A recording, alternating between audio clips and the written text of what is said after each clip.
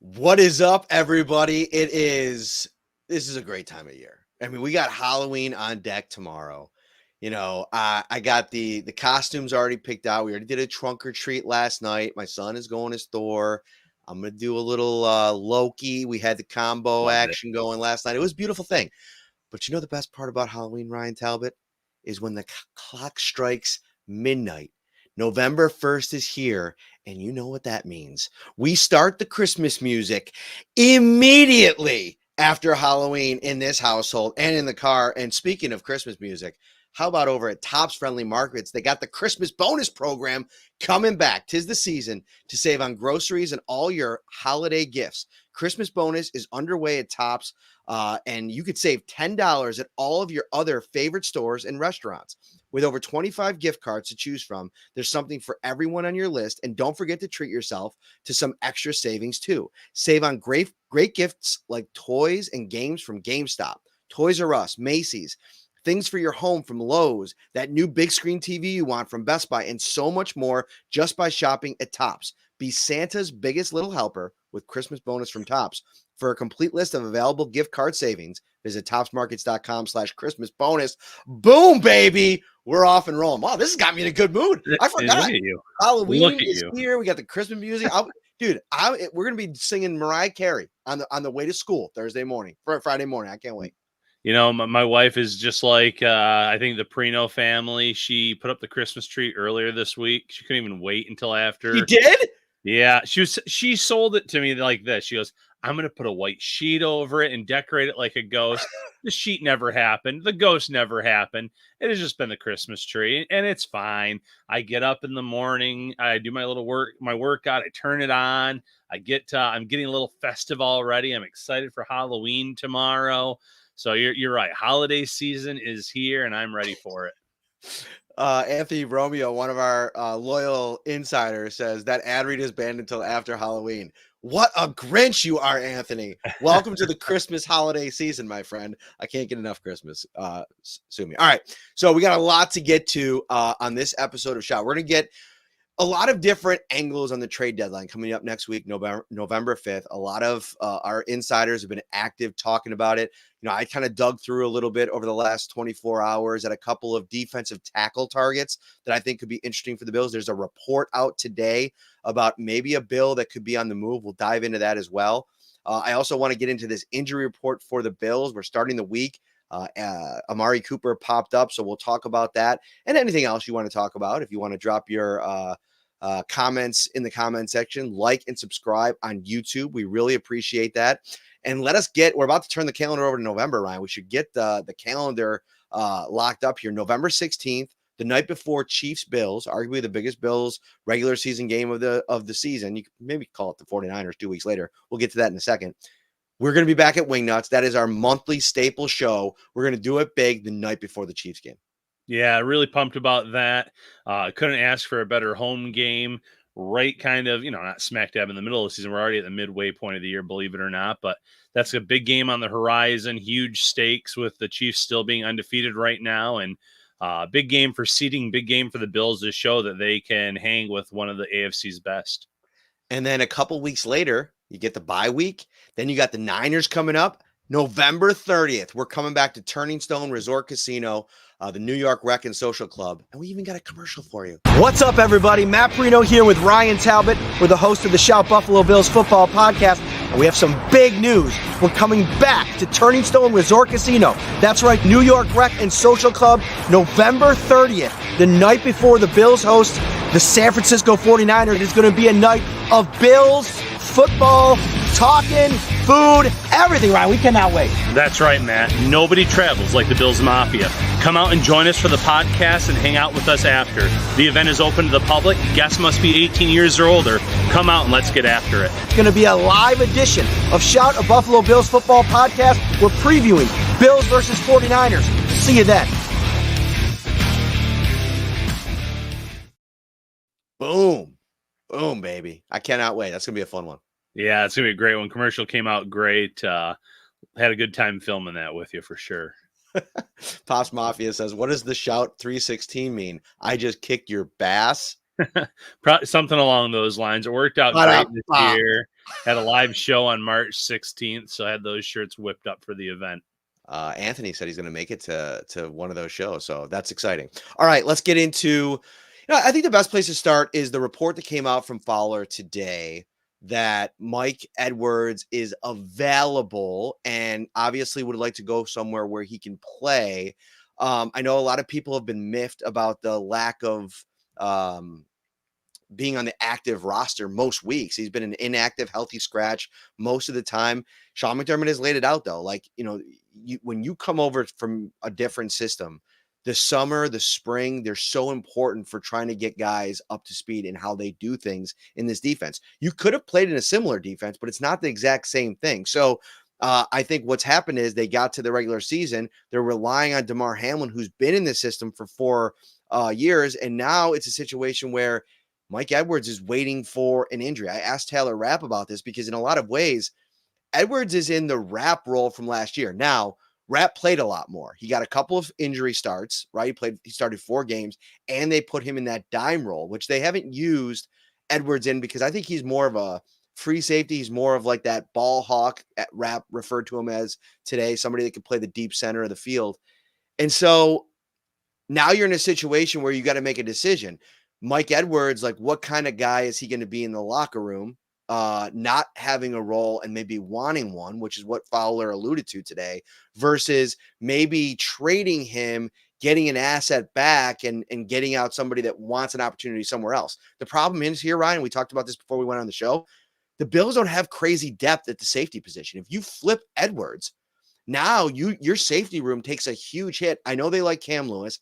I know that there's this pipe dream of Micah Hyde coming back later in the season, and I'm not ruling that out by any stretch of the imagination, but I don't know. There hasn't been a lot of, action on that front, and it's also a kind of situation that I don't think we necessarily know fully the extent of the injury.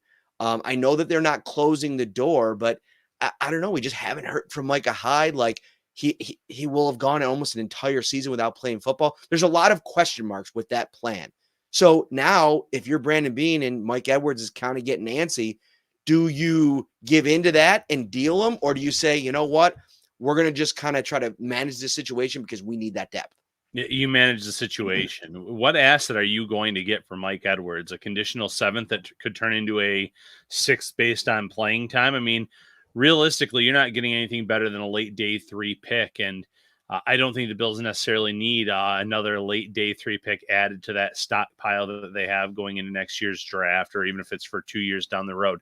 The depth is more important. And, I feel for Mike Edwards because when Mike Edwards signed with the Bills, I think the Bills had in mind that this is going to be the guy that's going to start the season along with Taylor Rapp. That's going to be our starting safety duo. Then the injury happens at training camp. He misses significant time. Then it opens up the door for Damar Hamlin. And Damar Hamlin, for all the criticism that he has faced on social media this year, he's done a pretty darn good job at safety. He's been a solid tackler. He's always in position. I know he's not the flashiest guy. You're never going to confuse him for a premier all-pro safety, but he gets the job done. And there's no reason right now to pull him off the field. Then you go to the depth. Cole Bishop is your 2nd-round pick. You want to make sure that he's in there in the mix and active every week, getting at least some reps on special teams. And you already mentioned Cam Lewis. Lewis's versatility is more than what Edwards can offer to this team right now. So that is why he's inactive. But you're one injury away from Mike Edwards not only being needed, but playing possibly significant playing time. And that's when Edwards can show what he can do and show why this was a good signing. I get the frustration of a veteran that, thought he was going to come to a team where he was finally going to be a starter. It just hasn't happened. It didn't work out that way, but that doesn't mean that his number is not going to get called later this year. Right. And I just think you got to be really careful about this whole situation. And if you're Brandon Beane, and I don't think that we're dealing with a player that, I get it. At 28 years old, this is his 6th NFL season. And I get that players can kind of look at that hourglass and see the sand going through and time running out and wanting a legitimate opportunity. But this is a guy that just hasn't been a regular starter in the league. His last season in Tampa, was 22 the year after they went to the Super Bowl. He started 12 games that year. Okay. In all of his other seasons combined, Ryan, he has started 16 games in 5 other seasons. This has been a guy that's kind of been a career backup. And I think that there's a little bit going on in the organization or in the fan base that's kind of blown this up a little bit because he was a free agent addition and you're moving on from Poyer and Hyde and grasping at straws of who's going to kind of take over in the role that you want him to take over to. I think I can make an argument for as much as fans want to see Mike Edwards, I more so want to see Cole Bishop like get that next opportunity. He's gotten a couple of games to go out there and play. It hasn't been great all the time, especially early on. But I think you keep him around because he's a veteran guy who's done it before, who's had to go in late in the season, start late in the season, and then produce in the playoffs. And that's, the scenario that really could pan out. We've seen so many injuries to this team already this year with players missing time. I know that the Bills are trending in a healthier direction now, but even just looking at the Wednesday injury report and all the names and all the bumps and bruises, even for the full participants, it shows you, it's a good reminder how physical this game is. And from one week, you might be inactive, and the next week, you might be out there and you might be starting the rest of the way. You might be the one that they count on come playoff time. So while Mike Edwards has to continue to wait, I just don't see a scenario where the Bills are like, all right, let's just let go of this guy and move on. Because as you said, the depth there would be a huge question mark. How are you going to address it? I saw someone in the comments say, how would it hurt the depth when you haven't seen him on the field? He should know the system by now, at the very least, based on the amount of time that he's been here, and he should be ready to come in if there were an injury, versus if you have to sign someone off the street, that is a whole new learning curve all over again. I see a question here about Trey White. We'll get to that in a few minutes because an insider sent that along as well, and I wanted to touch on that real quick. But let's go to Mr. Boom Boom himself, Mark Bouchard, one of our insiders with the YouTube Super Chat. I know Von Miller is coming back Sunday, but do you guys think Von was a bust, and will Beane say see ya after this season? And, it was interesting listening to Von talk about, the start of the season, getting a chance with the suspension to kind of get 4 weeks here to get his body back right, just with the bumps and bruises of the early part of the season. But, he talked about it. He didn't shy away from it. He couldn't get on the field against Baltimore because of the style of game that was. And I think that that's a little bit concerning long-term. You want a situational pass rusher, which what he was through the first 3 games, and it came up big in a couple of big spots. It's probably going to come up big this week as the Bills try to dial up the pressure on Tua in a lot of pass situations in Orchard Park. Was Von a bust? I don't know. I think you could make – well, let me just say I think you can make the argument that to a degree it has been a little bit of a bust because of the money that you paid, the impact that you were hoping. Now, you can never predict injuries. I get that part of it. But you're also taking a risk on an older player when availability at his age sometimes is a situation that you're not super confident in. So that part of it has been a little bit of a bust, but a lot can be made right on the field, over the course of the end of this season. If he's able to be a difference maker as a pass rusher, I think the Bills have a lot in AJ Epinesa and Greg Rousseau as run defenders. I think Rousseau is taking a step as a pass rusher. We're seeing in some of the advanced numbers. But if Von Miller can be a closer, when teams have to pass, when Patrick Mahomes in a couple weeks comes into Orchard Park and late in the fourth quarter needs to air the ball out a little bit if the Bills are ahead, you need Von Miller to cash in. That's to me where he can definitively say that he's not a bust if he delivers in those moments. And my pushback is he wasn't a bust because when the Bills signed him, he was averaging almost a sack per game that season. That was the year that they were supposed to be the Super Bowl favorite to win it all, and then he goes down with that injury. He was living up to what the expectations that season. And I know, what it was a high risk signing in terms of the age, in terms of the injury possibilities. But that was their home run swing of the bat. And I respected that because, Brandon Beane was going all in. Last year was a big disappointment. He was playing when he should not have been. But early on this year, he's starting to show the pass rush arsenal again, getting the pressures, getting some sacks early in the year. And now, after this 4-game suspension, maybe a blessing in disguise, because now you have a guy that's very fresh coming off of this 4-game suspension, didn't really play much against Baltimore either, for a tough stretch on the horizon. You want to give the Dolphins a gut punch this Sunday. You want to knock them out for the rest of the season, make them sellers at the deadline. And then we've already mentioned down the road some of these games that they have against the Chiefs, against the 49ers, against the Lions. You need a great pass rush, and he has a chance to reestablish himself as a great pass rusher. Now, to answer the second part of Mark's question, I think the Bills do say see ya after this year. There is an out in that contract that's pretty easy to digest in terms of the dead cap. I also have to see if this suspension changed anything with it as well, because sometimes suspensions can wipe away some of that too. So it looked like, I think it's like a $15 million dead cap if they release him at the end of the season. Chump change considering what they're dealing on the Diggs deal this year. Well, it is, but also like what he would be paid the next few seasons as well, right, at that salary. So, yeah, I think they still say see ya. But right now, I don't look back at it as a bust because of how productive he was and what they were trying to do that particular first season. I think that's all fair. I think the off the field stuff just doesn't sit well with me, to be honest with you. And, when he was talking about it today, it's very convenient for him to come out and say, I just want to move on. I'm glad all that's behind me. But you were also suspended for 4 games. So, I get the fact that he doesn't want to talk about that, but the NFL suspended him for something.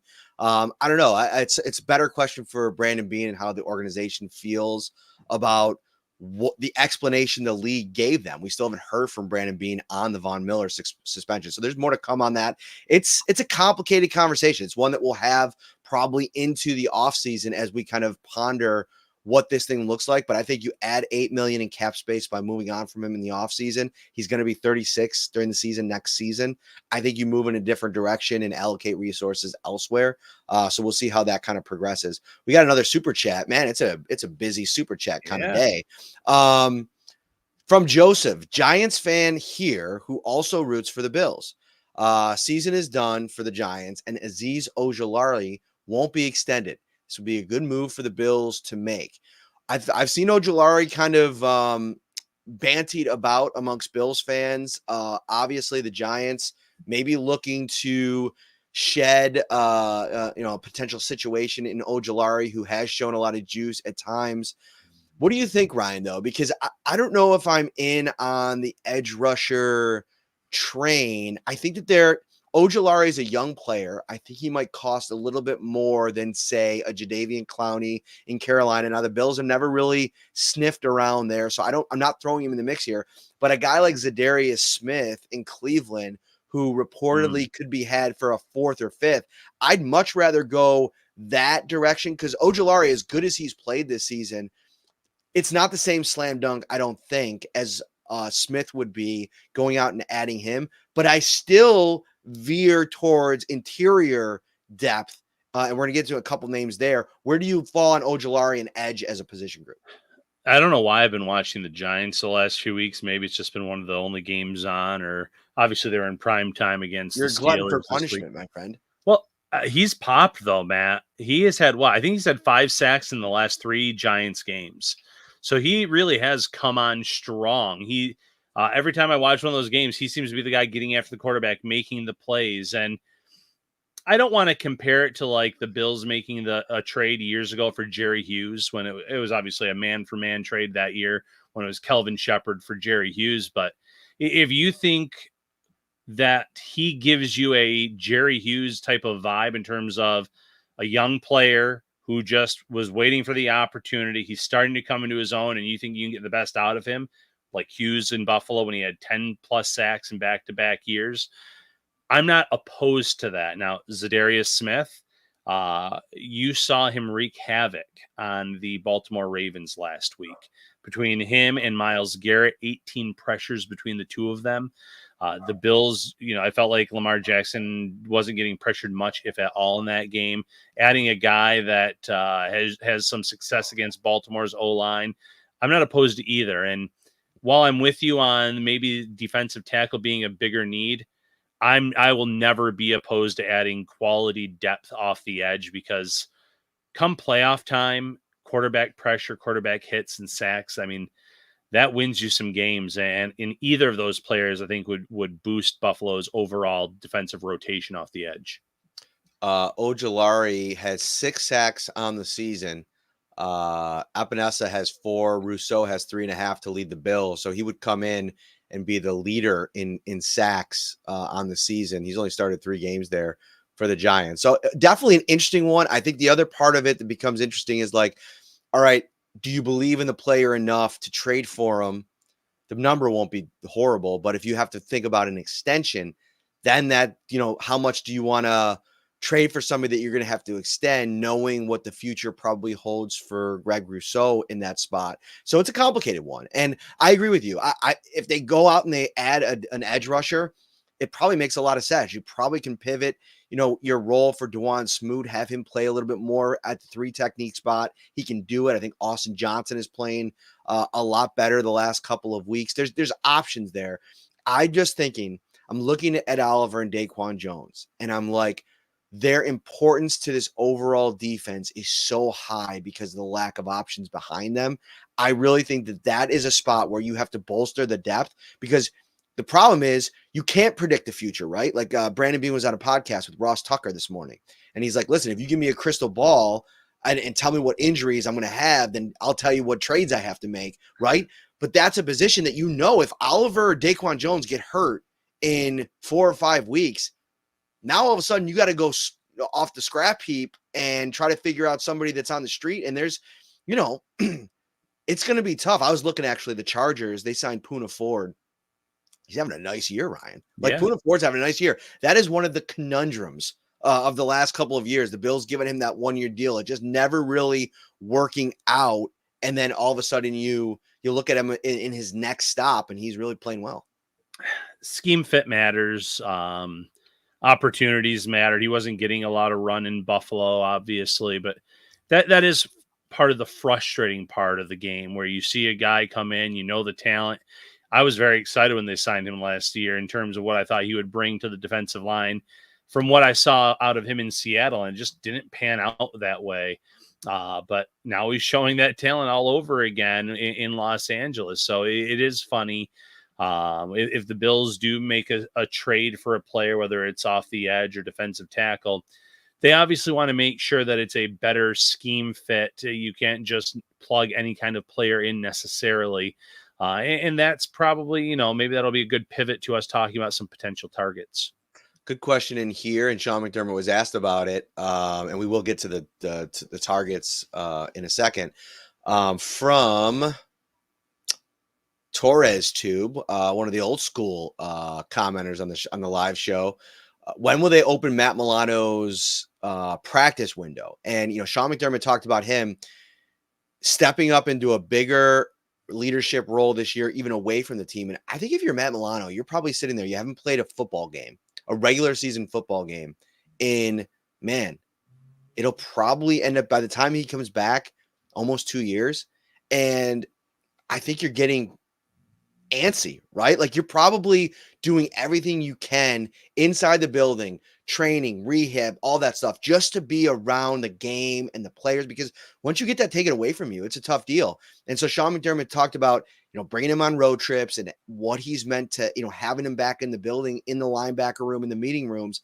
And it seems like that he's kind of, ramping up here. So I wouldn't be surprised, Ryan, if we get to middle to late November, if they want to open up that practice window, if they see that he's like a couple weeks away for an early December return, I think around the Niners game is kind of where I'm looking at. Yeah, when the injury first happened, the most optimistic said he could be back sometime in November. I don't think he's going to be ready to play a game come November, but if his practice window opens up in November, that wouldn't shock me. Give him the 21 days to practice, get up to speed, get acclimated, and then have him out there on the field for some, I would still say, meaningful December games. The Bills might have the division wrapped up by that point, but seeding is still going to matter quite a bit at that point, most likely. So you want to get him out there. You want to get him in the mix with Terrell Bernard again, maybe even, tinker with some 3 linebacker sets with Dorian Williams at times, to see how that would look depending on matchups you have in the playoffs, or just mixing it in here and there against opposing offenses that you see. So I think that you're right. I think that come late November, you might see that practice window opened up.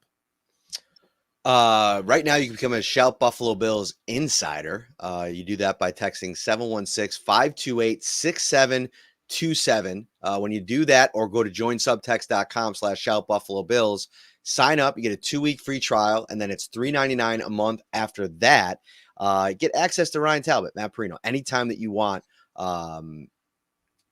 And the Shout text line is brought to you by Carrie C. Byer, attorney with the law offices of Francis M. Litro, located at 237 Main Street in Buffalo, New York. If you or someone you know is seriously injured, give them a call, 716-852-1234, or check out litrolaw.com. All right, I want to get to those defensive targets here on the interior. We've been kind of previewing that for the last couple of minutes here. My top guy, Ryan, and I want you to come along on a ride with me here. I'm going to paint a picture. Bills are playing the Miami Dolphins this weekend, right? It is a huge game for the Dolphins, sitting there at 2-5, in a division with a 2-6 team. So it doesn't seem like all hope is lost. You get Tua Tagovailoa back last week. If they win that game and go to 3-4, this game takes on a completely different picture. But instead, they're 2-5. And a loss this weekend by the Bills does a couple of things. I think it completely deflates the Miami Dolphins, obviously, right? Like another division loss, another big time moment. But I think it also forces the Miami Dolphins to decide what their season is going to be, where they're at, what they think about their coach, what they think about their GM, Chris Grier, the future of this operation. They play the Bills, then they have to go on the road for a Monday night football game against the LA Rams at potentially 2-6 if the Bills win this weekend. So do they become sellers ahead of that game? Do they want to maybe try to get some draft capital, accumulate some draft capital? If they do, Brandon Beane should pick up his cell phone or his landline and call Chris Grier and see if he can get Calais Campbell, who, Ryan, I know he is very, very old, but he is playing very, very good football. To me, he's one of the best players on that team, either side of the ball. He's been great against the run. He's a top 5 graded PFF tackler this season. To me, he is the pipe dream. $2 million salary. They'll have to pay him basically nothing for the year. You give a 4th or a 5th round draft pick, whatever they want. I think you could probably get him for a 5th. Add him to the mix. What say you, Ryan Talbot? I don't hate it whatsoever. I mean, it wasn't that long ago that he was praising the development of Greg Rousseau and talking about what a beast he was going to be. Get those University of Miami guys together. Like you said, older player, but still highly productive. Miami shouldn't be opposed to trading in division if they drop this game to Buffalo on Sunday, because as you said, at that point, it's over. I don't think Chris Grier can do anything to save his job at this point, minus some miraculous run by the Dolphins where they get into the playoffs. I think it's over for him. But if I'm him, I'm trying to get as many assets as possible to show, okay, here's all the wheeling and dealing I did. Give me one more draft. Give me one more chance to get this right, to show you that we're on the right track. I'm not sure that will happen, but that's what the Dolphins should be thinking of, is as many assets as you can get. Reset in certain spots. Build around your core players that you have there, some of your younger guys. Tua is obviously one of your core players, despite the concussion issues based on the contract you've given him. I think you obviously keep Tyreek Hill there, unless a team blows you away with an offer in the offseason. Waddle's a part of it. A-Chain. They have some young guys.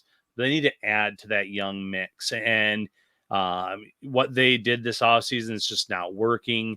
They aren't getting any better. I know that, closing out games, they thought they're going to be better off this season. Just hasn't happened yet. They should absolutely be sellers to anyone if they lose this game on Sunday. Pops Mafia asking, is this a move to replace Austin Johnson? No. I mean, the Bills run a defensive line rotation, and right now they're down a guy in that rotation. I know a lot of people think Dwayne Carter is, going to be out 4 games and everything will be fine with the wrist. I'm not so sure. Like, I'm not willing to say that. Now, I'm sure he'll return the season and be fine, but there's going to be a ramp up back a period. I think if you could add Calais Campbell into the mix, open up a roster spot somewhere, and we can kind of dive into where you can get that from. There's a lot of different ways you can accomplish that. But now all of a sudden he becomes that kind of tweener between a 1 tech and a 3 tech. Add him into the mix. I think Austin Johnson is kind of that version as well. And so is Dwayne Carter in a lot of ways. So the more players that you have at that position to protect against what I think would be the ultimate bad development, and that'd be an injury to Oliver or Daquan Jones, I think that just puts you in a really good spot. Yeah, that would be a huge deal for the Bills. And it's also just added a leadership on and off the field. And it's not that the Bills are hurting in that area, but they always love to add players that are just leaders on and off the field. And Campbell 100% is. Anywhere that he goes, players listen. As you said, he's an older player, but to be this productive at that age, it means that he's doing something right, Matt. Yeah, I think like a guy like a couple questions, and rightfully so, good questions. Like Elam, who was called up to the practice squad, you'd have to make a roster spot for him. And I think, the guy that makes a lot of sense would be Zion Logue. I know the Bills went out and signed him, but that's a guy that hasn't played a ton. He's still a very young player. I think if you, release him and try to bring him back to your practice squad, that makes a lot of sense. If the Falcons want to bring him back to their team, but he was on their practice squad. So I think that tells you a little bit something about the player. If you could add Calais Campbell, I think you're willing to move Logue into that role. And I know Campbell isn't like a true fit as a 1 tech, but I don't think that the Bills use any true 1 tech fits. Like Right. Daquan Jones is kind of a guy that can play both in a pinch. I know he plays more over the nose, but this has always been a team that leans into smaller players. And if they don't make a move for a defensive tackle, I think it does also tell you something potentially about what they do think of Logue long-term this season. Yeah, he's so up and down when he plays. I know he didn't play last week inactive, but he's a young player and a 6th round pick. I'm wondering if the Bills also had a draftable grade on him. Day 3 guys aren't necessarily expected to be thrown in the mix as rookies. And for the Bills, he has played a little bit. So it's interesting because if they do keep him around, it shows you that they do think he is progressing. He's getting better and that he can have a future here in Buffalo. But with the AFC so wide open, I don't know if that's the move you necessarily want to make, is keep this guy on our main roster, as opposed to going out and getting a guy like Campbell, for instance, where you're trying to win in an AFC where it feels wide open this season, and he would help you at one of your glaring weaknesses. So those are the things you weigh. If the Bills do, though, roll with the defensive tackles that they currently have, you're right. It probably speaks volumes about what they think about the guys on the roster and also on the practice squad. See a lot of questions about a lot of guys that cost a lot of money. Max Crosby, Myles Garrett, a lot of money there. Eric Armstead is another interesting name because, of course, the Bills, flirted with the idea of signing him, and he ultimately decided to sign with the Jacksonville Jaguars. There's a lot of money left on that contract, Ryan. I don't think it's a super tradable asset for the Bills to onboard the numbers there. I mean, Jacksonville would have to eat a lot of that. I don't think that they'd probably want to. So it's a situation where I just don't think you can afford to get him on the roster. I did have 2 other ideas. Cheaper options. One would take a little finagling. I think the Seattle Seahawks would have to pick up a little bit of it. But Jaron Reed, defensive tackle that I think the Bills flirted with a little bit, or at least we talked about them that should be flirting with them a couple years ago in free agency. I thought he didn't play the greatest of games, but a fiery guy. He showed that fire, having that on his own teammate with Derek Hall, in the middle of a game on the field, and then they kind of were shoving each other on the sideline. I think he's just like an old vet that maybe was telling the youngster what to do, and he didn't like that, whatever the case may be. The other guy that I kind of handpicked, Shelby Harris, 33 years old, not the youngest guy, but the money is absolutely right. Cleveland loses this weekend. They could be shipping. There's a couple too. Is Dalvin Tomlinson there as well? I think the money might be a little bit more complicated. Where is he actually? Maybe he's not in Cleveland. Oh, Tom, off the top of my head, I can't remember. I know he obviously has had stints in Minnesota before.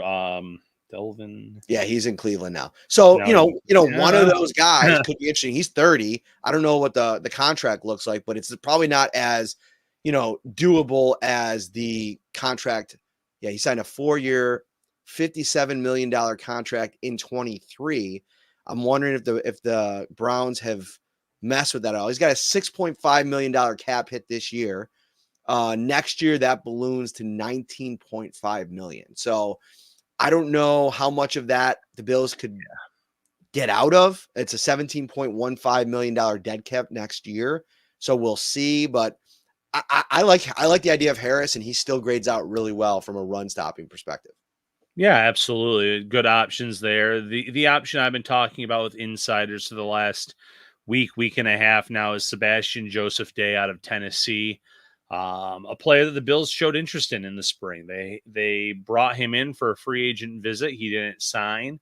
At the time, I don't think Bills fans were necessarily too upset or too hurt about the fact that they didn't lock him up to a contract. But he's played pretty well in Tennessee this season, Matt. And Tennessee, as we know, their season is all but over. A pretty agreeable contract in terms of something the Bills could take on, because that's one of the hurdles that they have for any other trades that they make this season, is making the financials work. So Sebastian Joseph-Day is a guy that I would have on my radar as a potential trade target for Buffalo. And somebody's commenting in here about Austin Johnson having a good game and why would you replace him? I'm not talking about replacing him. He plays 15 snaps. He plays like 20% of the snaps right now. And he just came off, to your point, a great game.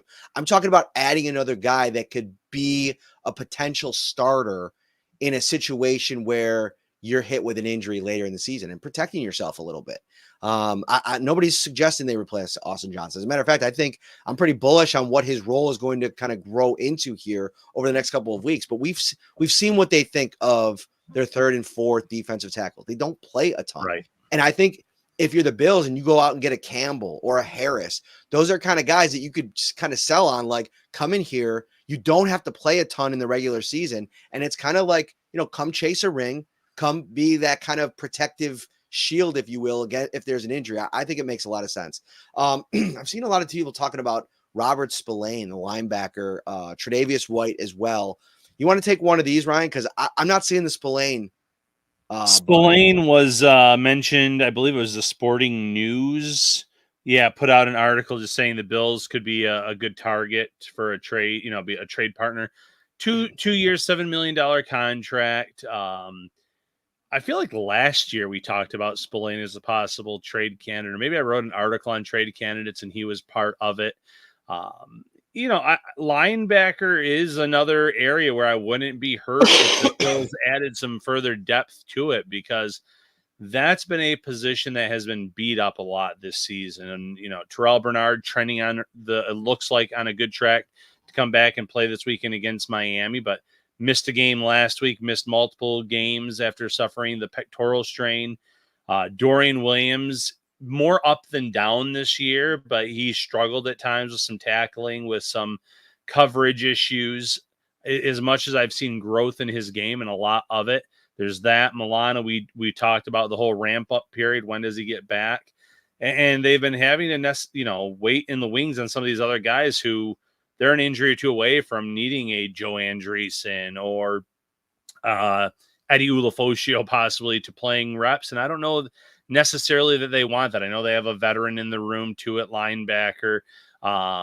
They have guys there, but no one on the back end that necessarily blows me away if there were an injury that you could go that route. I don't know if Spillane is on Buffalo's radar, if it makes a ton of sense or not, but that's where that one came from, Matt.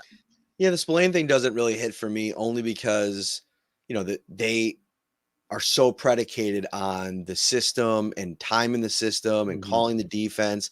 To go out and get a guy, I know he's a little bit of a veteran, but to bring him in and ask him to learn and get up to speed on this defense and call the defense seems a little bit of not a great plan. But either way, we'll learn a lot if they make a deal for a linebacker on the concerns that have obviously popped up with Bernard's availability, Milano with a couple of injuries the last couple of years.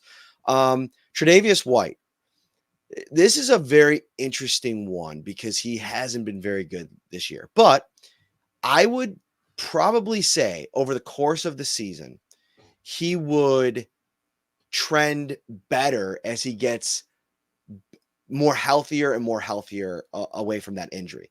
Am I advocating for them to go out and trade for him? No. Did you happen to see the video that Kaiir Elam posted on his Instagram yesterday? I did not.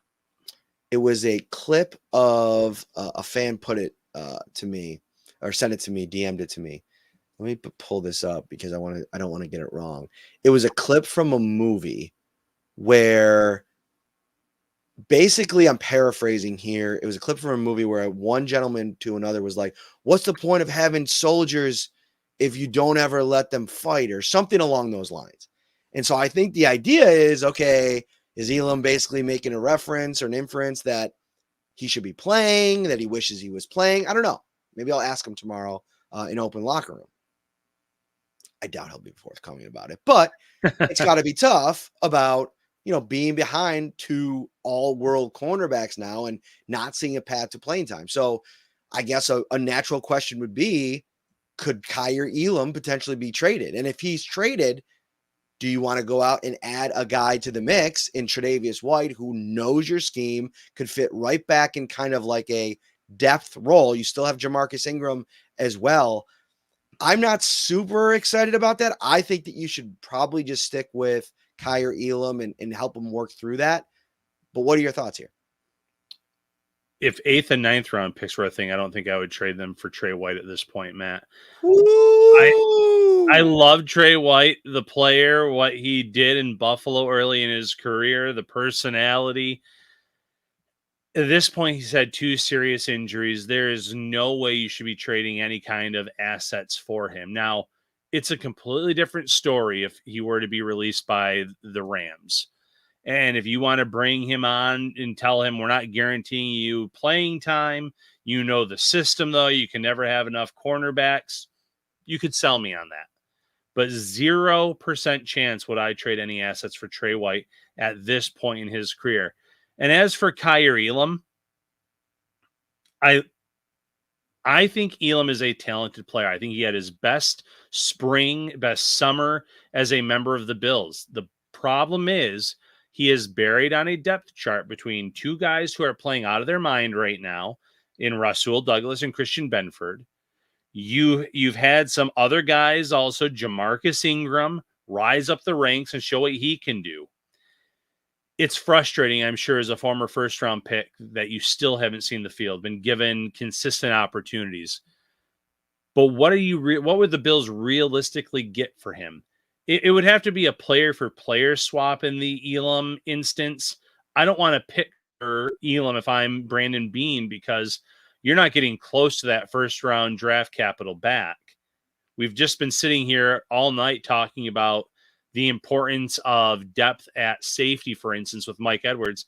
There's something to be said about depth at cornerback as well. And I know he's not a perfect fit because of his man defense tendencies from college, but he did show a lot this summer playing in zone and how he looked. So I don't just give up on that for the sake of giving up on it because a guy like Trey White becomes available if he's released or anything. I understand where Elam is coming from. This is not how any first-round pick probably expects their career to be going this many years in. But you kind of have to ride it out, unfortunately.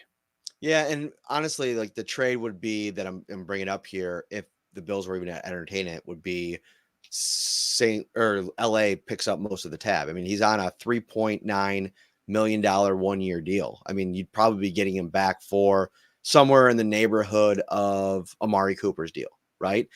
And that is, again, another depth option, a guy that super familiar with your system. If he's going to play somewhere and have success, I feel like in this defense, I thought he was playing pretty well before the injury last year in those few games that he did play. Yeah. But I agree. I'm not ready to move off of Kaiir Elam. I think this is more of a, fun idea if they were to kind of move off of him and it doesn't cost anything, getting him back in the mix. But I don't see a path to playing time. So I don't really think it makes a ton of sense. I more wanted to bring it up because a lot of people have been asking about it. And yeah, fair enough. And, we appreciate the comment section being so active tonight and always. And we want to make these shows based on what you guys want to talk about. So completely get the talking point and the discussion. We have 700 people watching on YouTube right now. Boom. hit that like button. Subscribe to the channel as well. We really appreciate you. We're cruising on our way to 13K. Let's get to the action items of the day, Ryan. And the Buffalo Bills with a bit of a surprise this morning. And Sean McDermott announced that Amari Cooper wouldn't practice today. Then we get out to the practice field, and his wrist is definitely wrapped. His left wrist is definitely wrapped, but he's out there going through individuals. He's in his uniform. He's in his helmet. He's in his whole thing. I tweeted out a video. I sent it to the insiders. He was listed as limited in practice today. Where's your level of concern? I think the fact that he was out there, we'll know more tomorrow when the Bills go through a padded practice. But I think it's a good sign that something that kind of popped up in the game. He's been dealing with the last couple of days, but he was limited today in practice. Yeah, it threw me off that it was wrist. I mean, watching that game, I thought maybe it was shoulder or neck or something like that. He had that one play where he got hit and he kind of fell to the ground, and he was kind of grabbing both areas there. I never saw anything with the wrist, but the fact that he was limited, the fact that he was out there after Sean McDermott had said he wouldn't practice, that's all encouraging to me. I think even at far less than 100%, he still helps you out in terms of opening things up for Kaiir and Keon Coleman. And I know a lot of Coleman's catches the last 2 weeks haven't necessarily happened with Amari Cooper on the field. But when Cooper is out there, you still have to respect his game, his ability to get open. And that does free things up for Kaiir and Coleman and Dalton Kincaid. So I'm encouraged based on the fact that he was at least out there in a limited capacity today, Matt. Who was also out there today, Terrell Bernard, practicing in a limited fashion. He seems to be trending in a very good direction. So we'll kind of keep watching that over the next couple of days. Reggie Gilliam was limited today with a hip injury. So we'll watch that as well. That'd be a huge blow on special teams for sure. And then Curtis Samuel returned to practice. He was limited as well with a shoulder. There was a bunch of people that were listed on the injury report with some type of designation. I tweeted that. You can go check that out. But we're full participants in practice. So, if that changes, I guess we'll talk more about that on Friday. The one guy, the name though, was Christian Benford, was dealing with a wrist injury, which I thought was very interesting. That popped up out of nowhere. He was full today, so I'm not overreacting. Something to monitor. Alec Anderson, the Bills' jumbo offensive lineman, he did not practice today, was excused for personal reasons. If he somehow can't go this weekend, and we'll monitor that. I don't want to jump the gun there. Be interesting to see who the Bills would use in that sixth offensive line role. Yeah, it's all, fascinating in terms of, who would be up, what would happen there. Obviously, you would think that a good chance Will Clapp would be active for the game if Alec Anderson couldn't go, but who they give that role to specifically would be a discussion for a later time. Like you said, Terrell Bernard trending in the right direction. I thought he was trending in a good direction last week before the two personal days and missing that game. So good chance I would think that he plays in this matchup. And, maybe I'm crazy, but I'm excited to see what Curtis Samuel looks like in this offense with Cooper, with all these other guys that are suddenly playing extremely well. Keon Coleman, Kincaid. I'm not giving up on Curtis Samuel yet. He has not come close to meeting expectations based on the contract he signed, based on what we thought we would see out of him because of his prior relationship with Joe Brady. I still think there's something to be had there, and seeing him, in the limited capacity, trending in the right direction to coming back sooner rather than later. I think that's a good thing in terms of just more weapons and assets for this team as the year goes on. Thank you so much for watching on this Wednesday night here, October 30th, one day before Halloween, Ryan. What are you being for Halloween this year, by the way, buddy? Charlie Brown. Wow. What's the rest of the fam going as? I've got the hair for it. I can just got to shave it down a little bit and just put that little curly Q thing right there. It's a real hodgepodge for the rest of the family. Joel is Reptar from Rugrats. Okay. Now, interesting. You know how the day after Halloween, like Spirit puts everything like 50% off? Yeah. Okay. So we went there last year and she's like, I want this so bad. I said, it was still pretty ridiculous for half off. I said, you're going to wear that when we're 80. You're going to still have to, every year, you got to wear that bad boy. Look we're at getting you. this. So she's going to be Reptar for the rest of time. My daughter and her friend want to be chickens. I don't. No, sorry, ducks. They are ducks. I don't understand. They're wearing all black. It's like 2 floating duck heads. They're teenagers. I'm sure there's something to that I'm not understanding, and I'm perfectly okay with that. And then my son is like a human glow stick. It's like a big orange glow stick type thing that lights up. And like I said, we have zero theme together this year. It is a hot mess. That does sound like a hot mess. No coordination. It's just going to be a None. bunch of different things happening. My daughter is close your ears, Bills fans. My daughter is Taylor Swift, and Caitlin is going to be Travis Kelce. Oh my gosh! So that'll be real popular. Walking around town. Speaking of popular, Tops Friendly Markets has your ready-to-serve fan favorites all season long. Let's let Tops do the cooking, and you'll be the MVP. Visit shop.topsmarkets.com and elevate your food game with the great selection of custom cakes, desserts, pizza, sandwiches, fresh fruit, cheese trays, fried chicken, and so much more. And if you want to get ready for game day, slide into Tops on Slider Sunday. Have it your way with King's Hawaiian at Tops. Every Sunday is an opportunity to enjoy delicious sliders for your favorite slider weekly for a chance to win tickets to the big game. Grab your favorite King's Hawaiian products from Tops and craft the ultimate sliders to make your Sunday even more special. All right, Ryan, I think that's going to do it for this episode. We'll be back on Friday with the preview show. For Ryan Talbot, I'm Matt Parrino. Enjoy the rest of your week. We'll see you soon. Take care, everybody.